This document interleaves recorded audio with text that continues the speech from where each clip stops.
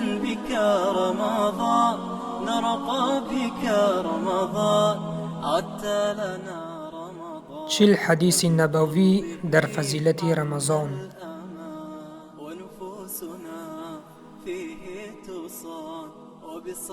به نام خداوند بخشنده و مهربان.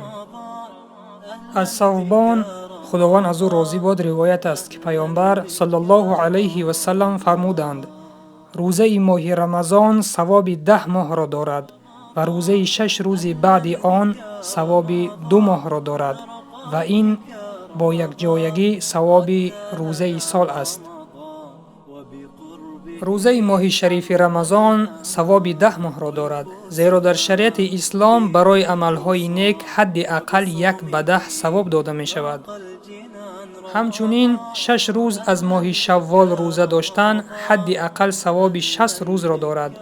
از این رو انسانی که ماه رمضان را با اخلاص روزه می دارد و بعد از آن 6 روز ماه شوال را روزه می گیرد با اذن الله ثواب 1 ساله را نائل می شود. عدت لنا رمضان وبقربه عم الأمان ونفوسنا